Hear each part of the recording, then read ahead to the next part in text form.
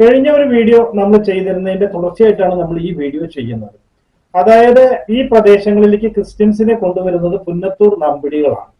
പുന്നത്തൂർ നമ്പിടികൾ എന്ന് പറയുന്നത് തലപ്പിള്ളി പാരമ്പര്യം അവകാശപ്പെടുന്ന നമ്പിടിമാരാണ്. തലപ്പിള്ളി എന്ന് പറയുന്നത് 4 തരത്തില്, അത് 4 താവഴികളായിട്ട് പിരിക്കും. അതിലൊരു താവഴിയാണ് പുന്നത്തൂർ താവഴി അല്ലെങ്കിൽ പുന്നത്തൂർ നമ്പിടിമാർ എന്ന് പറയുന്നത്. മറ്റുള്ളത് നമുക്ക് ഓൾറെഡി അറിയാം. അത് ഇപ്പോ വേറെ നോക്കുകയാണെന്നുണ്ടെങ്കിൽ പിന്നെ കക്കാടുണ്ട്, ഐനിക്കൂറുണ്ട്, മനക്കുളം, ഇവിടെയൊക്കെയാണ് ഉള്ളത്. അതിൽ ചില അവകാശികളൊക്കെ ഇപ്പോഴും നിലനിൽക്കുന്നുണ്ട്, ഇപ്പോഴും ഉണ്ട്. ഇതാണ് പുന്നത്തൂരിന്റെ ഒരു ഇത്. കിട്ടുന്ന വിവരങ്ങൾ, ഇൻഫർമേഷൻ കിട്ടുന്നതിനനുസരിച്ചിട്ടാണ് ഞാൻ നിങ്ങളിലേക്ക് ഇത് പങ്കുവെക്കുന്നത്. അപ്പോ വേറെ ഒരു പ്രത്യേകത കുന്നംകുളത്തിനുള്ളതെന്ന് വെച്ച് കഴിഞ്ഞിട്ടുണ്ടെങ്കിൽ, കുന്നംകുളത്തിന് സംഘകാലത്ത് തന്നെ വളരെയധികം പ്രാധാന്യം ഉണ്ടായിരുന്നു. സംഘകാലം എന്ന് പറയുന്നത് നമുക്കറിയാം, അതായത് 3-ാം നൂറ്റാണ്ട് മുതൽക്ക് 4-ാം നൂറ്റാണ്ട് വരെ ഇത് മഹോദയപുരം, ചേരന്മാരുടെ സാമ്രാജ്യത്തിലായിരുന്നല്ലോ മഹോദയപുരം. ആ മഹോദയപുരത്തിന്റെ ഭാഗമായിരുന്നു കുന്നംകുളം എന്നാണ് പറയപ്പെടുന്നത്. അപ്പൊ അന്ന് തന്നെ ഈ തലപ്പിള്ളി എന്ന് പറയുന്നത് ഒരു പഴയ കാലത്ത് ഇത് തലപ്പിള്ളി താലൂക്കിന്റെ ഒരു ഹെഡ് ക്വാർട്ടർ അല്ലെങ്കിൽ പ്രധാനമായിട്ട് അതിന്റെ എന്താ പറയാ ശിരസ് അല്ലെങ്കിൽ എല്ലാ കാര്യങ്ങളും നിയന്ത്രിച്ചിരുന്നത് ഈ കുന്നംകുളത്ത് നിന്നായിരുന്നു. ഈ കുന്നംകുളത്തിന്റെ ചില ചരിത്രത്തിലേക്കാണ് നമ്മൾ ഇന്ന് നിങ്ങളെ കൊണ്ടുപോകുന്നത്. നമസ്കാരം, എൻട്രാകൾട്ട് എന്റർടൈൻമെന്റ് ട്രാവൽ കൾച്ചർ എന്ന ഈ ചാനലിലേക്ക് ഏവർക്കും സ്വാഗതം. നമ്മൾ 3 തരത്തിലുള്ള വീഡിയോകളാണ് നമ്മുടെ ചാനലുകളിൽ ചെയ്യുന്നത്. അത് എല്ലാവരോടും പറയാം, പേരിനെ പോലെ തന്നെയാണ്. ഞാൻ പറഞ്ഞിട്ടുണ്ട് ഇതിനു മുമ്പ്, എൻട്രാകൾട്ട് എന്നുള്ളത് ഒരു പോർട്ട്മേന്റീവ് വീടാണ്. അതായത് എന്റർടൈൻമെന്റ് ട്രാവൽ കൾച്ചർ എന്ന 3 വാക്ക് ചേർത്തിട്ടാണ് ഞാൻ ഇത് ഉണ്ടാക്കിയിട്ടുള്ളത്. അപ്പൊ അതുകൊണ്ട് നമ്മൾ ഈ തരത്തിലുള്ള വീഡിയോസ് നിങ്ങൾക്ക് ഇതിൽ പ്രതീക്ഷിക്കാം. അപ്പൊ അതിൽ ഞാൻ യാത്ര ചെയ്യുന്ന വീഡിയോകൾ ഉണ്ടാവാം, പിന്നെ കുറച്ച് ഇൻഫർമേഷൻ ഈ രീതിയിൽ നമ്മൾ നൽകുന്നുണ്ട്. അങ്ങനെയുള്ള കാര്യങ്ങളൊക്കെ നമ്മൾ കൊടുക്കുന്നുണ്ട്. അപ്പൊ ചരിത്രപരമായിട്ടുള്ള കാര്യങ്ങൾ, അതുപോലെ തന്നെ നമുക്ക് മറ്റ് അതിനോട് ബന്ധപ്പെട്ടിട്ടുള്ള കാര്യങ്ങൾ, ഇൻഫർമേഷൻ ആണ് നമ്മുടെ ചാനലുകളുടെ പ്രധാന ഉദ്ദേശം. എല്ലാ ഇതിലും കൂടെ ആ എന്റർടൈൻമെന്റ്, ആ ഫെസ്റ്റിവൽസിന്റെ ഒഴികെ ബാക്കിയുള്ളതിലെല്ലാം നമ്മൾ പുതുതായിട്ട് ഒരു ഇൻഫർമേഷൻ നൽകിയിരിക്കും. അപ്പൊ അങ്ങനെ ഒരു ഇൻഫർമേഷൻ ആണ് ഇന്ന് നമ്മൾ കുന്നംകുളം വീഡിയോയിലൂടെ നമ്മൾ നിങ്ങൾക്ക് നൽകുന്നത്. നമ്മൾ ആ പ്രദേശത്ത് ഇപ്പൊ നമ്മൾ പുന്നത്തൂര് പോയി, പുന്നത്തൂരിൽ നിന്ന് നമ്മൾ കുന്നംകുളത്തേക്ക് പോകുന്നതാണ്. ആ യാത്രയാണ് നമ്മൾ ഈ വീഡിയോയിൽ ഉൾക്കൊള്ളിച്ചിട്ടുള്ളത്. അപ്പൊ അതിന്റെ ബാക്കിയുള്ള വിശേഷങ്ങളൊക്കെ ഞാൻ പങ്കുവയ്ക്കാം. അപ്പോ വീഡിയോന്റെ കാര്യം ഞാൻ എല്ലാ പ്രാവശ്യം പറയേണ്ട അപ്പൊ ആവശ്യമില്ല, നിങ്ങളെ ബോറടിപ്പിക്കുന്നില്ല. അപ്പൊ നിങ്ങളുടെ സഹകരണം പ്രതീക്ഷിക്കുന്നു. അപ്പോ ഈ കുന്നംകുളത്തിന്റെ ഒരു പ്രധാനപ്പെട്ട ഒരു കാര്യം എന്ന് പറയുന്നത്, കുന്നംകുളം എന്ന് പറയുന്ന സ്ഥലം കുന്ന് കുളം എന്നാണ്. അതായത് ഒരു വലിയൊരു മലനിരയുടെ താഴത്തുള്ള കുളം, അതിനെയായിരുന്നു കുന്നംകുളം എന്നുള്ള പേര് ഉപയോഗിച്ചത്. ഇത് അടുത്ത കാലത്ത് ഉണ്ടായതൊന്നുമല്ല കുന്നംകുളം എന്നുള്ള പേര്. നൂറ്റാണ്ടുകളായിട്ട് ഈ പേരുകൾ ഉപയോഗിച്ച് കാണുന്നത് കൊണ്ട് ഇത് അങ്ങനെ തന്നെയായിരുന്നു. കാരണം ഇതിന്റെ അടുത്തൊക്കെ നിറയെ വാട്ടർ ബോഡീസ് ഉണ്ട്. അതായത് ഒരുപാട് കുളങ്ങളും അതുപോലെ അരുവികള്, അതുപോലെ തോടുകൾ, ഇങ്ങനെയൊക്കെ ഇതിന് ചുറ്റുവട്ടത്തുണ്ട്. മലകൾ, കുന്നുകൾ ധാരാളമുണ്ട്. അതുകൊണ്ടായിരിക്കാം കുന്നംകുളം എന്നുള്ള പേര് ഇതിന് കിട്ടിയത്. അപ്പോ ഈ ചേര സാമ്രാജ്യത്തിന്റെ ഈ കാര്യം ഞാൻ പറഞ്ഞു, മഹോദയപുരത്തിന്റെ ഭാഗമായിട്ടാണ് ഇത് ഉപയോഗിക്കുന്നത്. ഇതിന് പ്രത്യേകത എന്ന് പറയുന്നത്, മറ്റ് സംസ്കാരങ്ങൾ, അതായത് ആദ്യകാലങ്ങളിൽ ഈ കുന്നംകുളത്ത് ഉള്ള ഇവർക്ക് മറ്റ്, അതായത് കേരളത്തിന്റെ അല്ലെങ്കിൽ ഇന്ത്യയുടെ പുറത്ത് അവർക്ക് വ്യാപാര ബന്ധങ്ങൾ ഉണ്ടായിരുന്നു. റോമൻ സാമ്രാജ്യമായിട്ട് വ്യാപാര ബന്ധങ്ങൾ ഉണ്ടായിരുന്നു. മറ്റ് സിവിലൈസേഷൻസുമായിട്ട് ഇവർക്ക് വ്യാപാര ബന്ധങ്ങളൊക്കെ ഉണ്ടായതായിട്ട് ഇപ്പൊ കുറെ ഗവേഷണങ്ങൾ നടത്തിയിട്ടുണ്ട്, അതിന്നൊക്കെ എടുത്തിട്ടുണ്ട്. പിന്നെ തലപ്പിള്ളി താലൂക്കിന്റെ കാര്യം അല്ലെങ്കിൽ പുന്നത്തൂർ കോട്ടയുടെ മറ്റു കാര്യങ്ങൾ, ആ ഒരു താവഴിയെ കുറിച്ചൊക്കെ നിങ്ങൾക്ക് കൂടുതൽ അറിയണമെന്നുണ്ടെങ്കിൽ വേറൊരു പുസ്തകമുണ്ട്. ആ പുസ്തകത്തിന്റെ പേരാണ് കൊച്ചിൻ സ്റ്റേറ്റ് മാനുവൽ എന്ന പുസ്തകം, സി അച്യുതമേനോൻ എഴുതിയിട്ടുള്ളത്. അതിൽ കുറെ വിവരങ്ങൾ കൊടുത്തിട്ടുണ്ട്. നമ്മൾ അത് വേറെ ചെയ്യുന്നുണ്ട് ആ സ്ഥലങ്ങളിലേക്ക് പോകുമ്പോൾ. അപ്പോ ബാക്കിയുള്ള വിശേഷങ്ങൾ നമ്മൾ യാത്ര ചെയ്തുകൊണ്ട് ഒന്ന് പറയാമെന്ന് വിചാരിക്കുകയാണ്. പുന്നത്തൂർ നമ്പിടിമാരാണ് കച്ചവടത്തിന് വേണ്ടി ക്രിസ്ത്യാനികളെ ഈ പ്രദേശങ്ങളിലേക്ക് കൊണ്ടുവന്നിരുന്നു എന്നത് മുൻപത്തെ വീഡിയോയിൽ പരാമർശിച്ചിരുന്നല്ലോ. സിറിയൻ ക്രിസ്ത്യൻ സമുദായത്തിന്റെ വരവ് ഈ പ്രദേശങ്ങളിലെ ആദ്യകാലങ്ങളിലെ സാംസ്കാരിക വികസനത്തെ സ്വാധീനിച്ചു. അവർ കേരളത്തിലെ തന്നെ പുരാതനമായ ചില പള്ളികൾ ഇവിടെ സ്ഥാപിക്കുകയുണ്ടായി. മധ്യകാലമാകുമ്പോഴേക്കും നസ്രാണി സമുദായം എന്ന് വിളിക്കുന്ന സിറിയൻ ക്രിസ്ത്യാനികളുടെ ഒരു പ്രധാനപ്പെട്ട സെറ്റിൽമെന്റ് ആയി കഴിഞ്ഞിരുന്നു ഈ കുന്നംകുളം. ശ്രീധരമേനോന്റെ a survey of Kerala history page 126 ഇതിനെക്കുറിച്ച് പരാമർശിച്ചിട്ടുണ്ട്. 18ാം നൂറ്റാണ്ടിൽ കൊച്ചി രാജ്യത്തിന്റെ ഭരണാധികാരിയായിരുന്ന ശക്തൻ തമ്പുരാന്റെ ഭരണകാലത്താണ് കുന്നംകുളത്തിന് പ്രത്യേക പ്രാധാന്യം ലഭിച്ചത്. ശക്തൻ തമ്പുരാനാണ് മധ്യ കേരളത്തിലെ നഗരവികസനത്തിനും വ്യാപാര കച്ചവടങ്ങൾ അഭിവൃദ്ധിപ്പെടുത്തുന്നതിനും വേണ്ടി വാണിജ്യ നഗരങ്ങളായി അറിയപ്പെട്ടിരുന്ന കുന്നംകുളത്തിലും തൃശ്ശൂര്, ഇരിങ്ങാലക്കുട എന്നിവിടങ്ങളിലേക്ക് സിറിയൻ ക്രിസ്ത്യാനികളുടെ കുടിയേറ്റത്തിനും സെറ്റിൽമെന്റിനും പ്രത്യേക പ്രോത്സാഹനം നൽകിയത്. കേരളത്തിലെ ഓർത്തഡോക്സ് ക്രിസ്ത്യാനികളുടെ മുഖ്യ കേന്ദ്രമാണ് Kunnamkulam. The tiger and the Syrian Christians, Tipu Sultan's Padayottam in Kerala എന്ന പുസ്തകത്തില് ചില കാര്യങ്ങൾ പരാമർശിച്ചിട്ടുണ്ട്.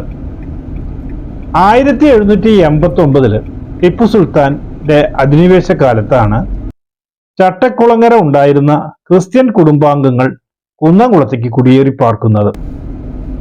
ഇവർക്ക് താമസിക്കുവാൻ ആവശ്യമായ സ്ഥലവും അതോടൊപ്പം പള്ളികൾ നിർമ്മിക്കുവാനുള്ള സൗകര്യവും അനുവാദവും നൽകിയത് തലപ്പിള്ളി രാജാക്കന്മാരാണ്. കുന്നംകുളം നഗരത്തിന്റെ പ്രധാന തെരുവീഥികളുടെ ഇരുവശത്തുമായിട്ട് ഈ ക്രിസ്ത്യാനികൾ താമസം ഉറപ്പിച്ച് കച്ചവടം തുടങ്ങി.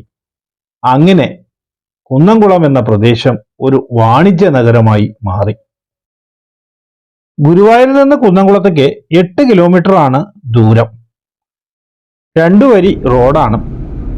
ഇപ്പോൾ വലിയ ട്രാഫിക് ഇല്ലാത്തത് കൊണ്ടാണ് കുറച്ച് സുഗമമായി പോകുന്നത്. കാരണം ഇപ്പോൾ സമയം ഒരു 2:30 മണിയാണ് ഉച്ചയ്ക്ക് ശേഷം. പക്ഷെ പൊതുവെ ഇവിടെ ഒരു ലോറിയോ ഒരു ബസ്സോ മുന്നിൽ പെട്ടാൽ വളരെയധികം ബുദ്ധിമുട്ടുണ്ടാകും. ഇവിടൊക്കെ ചില ഭാഗങ്ങളിൽ കുറച്ച് വീതിയുണ്ട്, ചില ഭാഗങ്ങളിൽ വീതി കുറവാണ്. ഈ റോഡ് ഇപ്പോൾ നന്നാക്കിയിട്ടുണ്ട്. ഒരു 5-8 മാസം മുമ്പ് ഇതിൽ വളരെയധികം ബുദ്ധിമുട്ടുണ്ടായിരുന്നു. പക്ഷെ ഇപ്പോൾ നല്ല റോഡാണ്. കൊളോണിയൽ കാലത്തുണ്ടായിരുന്ന പോർച്ചുഗീസുകാരുടെയും ബ്രിട്ടീഷുകാരുടെയും ചില സ്വാധീനങ്ങളെല്ലാം കുന്നംകുളത്ത് വന്നാൽ കാണാം. ഇതിന്റെ പരിസരത്തൊക്കെ പണ്ട് കാലത്ത് അതിന്റെ അടുത്തൊക്കെ ഗവേഷണം നടത്തിയിട്ട് കുറെ കാര്യങ്ങൾ ചരിത്രകാരന്മാർക്ക് ലഭിച്ചിട്ടുണ്ട്. പോർച്ചുഗീസുകാരുടെ കാലത്ത് വിദേശ വ്യാപാരം വർദ്ധിച്ചതായും ക്രിസ്ത്യൻസുമായി അല്ലെങ്കിൽ ക്രിസ്ത്യൻ കമ്മ്യൂണിറ്റിയുമായി അവർ നല്ല ബന്ധം പുലർത്തിയിരുന്നതായിട്ടെല്ലാം ചരിത്രരേഖയിൽ കാണാനുണ്ട്.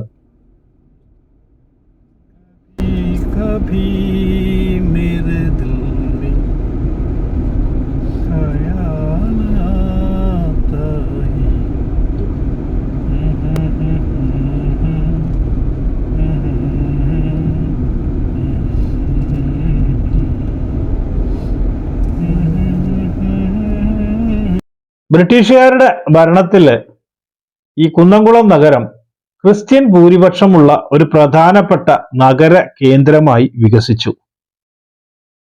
ആധുനിക കാലത്തെ കുന്നംകുളത്തെ കുറിച്ച് പറയുകയാണെങ്കിൽ കേരളത്തിലെ നോട്ട് പുസ്തകം, അച്ചടി എന്നിവയ്ക്ക് ഏറ്റവും പ്രശസ്തമുള്ള ഒരു സ്ഥലമാണ്.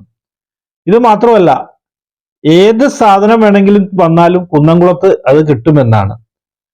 ബോംബെയിലെ ഉല്ലാസ്നഗർ കഴിഞ്ഞാൽ പിന്നെ ഡ്യൂപ്ലിക്കേറ്റ് കിട്ടുന്ന ഒരു സ്ഥലം കുന്നംകുളം എന്ന ഒരു കുപ്രസിദ്ധി കൂടി കുന്നംകുളത്തുണ്ട്.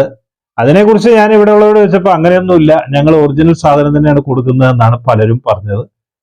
അപ്പോൾ അങ്ങനെ ഒരു പഴഞ്ചൊല്ല് കേൾക്കാനുള്ളത് കൊണ്ട് അത് പറഞ്ഞു എന്ന് മാത്രമേ ഉള്ളൂ.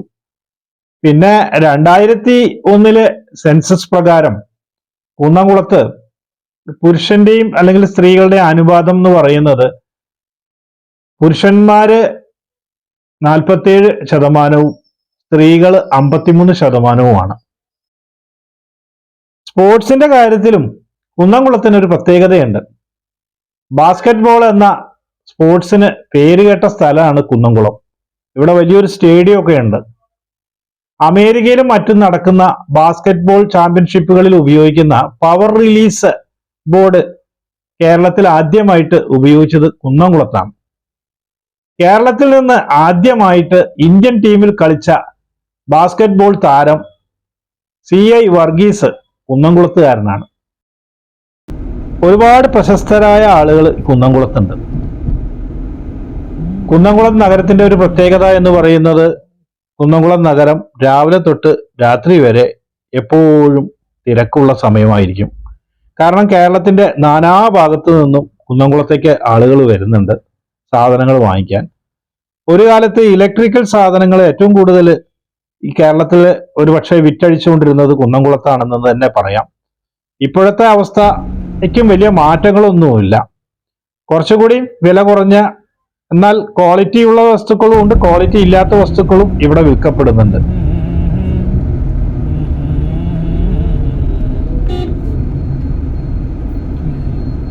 ധാരാളം ജ്വല്ലറികൾ ഇവിടെ ഉണ്ട്, ഹോൾസെയിൽ കടകളുണ്ട്, ഇലക്ട്രിക്കൽ കടകളുണ്ട്, ഇലക്ട്രോണിക്സ് കടകളുണ്ട്, അങ്ങനെ എല്ലാ കടകളും ഉണ്ട്. ഞാനതിനെ കുറിച്ച് ഇനി വേറെ പ്രത്യേകിച്ച് പറയേണ്ട ആവശ്യമില്ല. ധാരാളം പള്ളികൾ ഉള്ള ഒരു സ്ഥലമാണ്. അതുപോലെ ധാരാളം ക്ഷേത്രങ്ങളുണ്ട്. ഹിന്ദുക്കളും മുസ്ലിങ്ങളും ക്രിസ്ത്യാനികളും എല്ലാം സൗഹാർദ്ദത്തോടു കൂടി കഴിയുന്ന ഒരു സ്ഥലം കൂടിയാണ് കുന്നംകുളം. കുന്നംകുളം നഗരത്തെക്കുറിച്ച് പറയുകയാണെങ്കിൽ ഒരുപാട് കഥകളും ചരിത്രങ്ങളും ഒക്കെ വേറെയും ഉണ്ട്. നമ്മൾ വളരെ ചുരുങ്ങിയ സമയം കൊണ്ടാണ് ഈ വക കാര്യങ്ങളൊക്കെ പറയുന്നത്. തൃശ്ശൂരിൽ നിന്ന് കോഴിക്കോട്ടേക്ക് പോകുന്ന വഴിക്ക് ഇടയ്ക്കുള്ള ഒരു പ്രധാനപ്പെട്ട ഒരു ജംഗ്ഷൻ കൂടിയാണ് ഈ കുന്നംകുളം നഗരം. ആധുനികമായി നിർമ്മിച്ചിട്ടുള്ള ഒരു വലിയൊരു ബസ് സ്റ്റാൻഡ് കുന്നംകുളം നഗരത്തിന്റെ മോടി വർദ്ധിപ്പിച്ചിട്ടുണ്ട്. എന്തായാലും ഈ വീഡിയോ ഇവിടെ വെച്ച് അവസാനിപ്പിക്കുകയാണ്. വീഡിയോ ഇഷ്ടമായ ലൈക്ക് ചെയ്യാനും ഷെയർ ചെയ്യാനും സബ്സ്ക്രൈബ് ചെയ്യാനും ഒന്നും മറക്കരുത്. പുതിയൊരു വിഷയവുമായി അടുത്ത വീഡിയോയിൽ കണ്ടുമുട്ടാം. എല്ലാവർക്കും നന്ദി.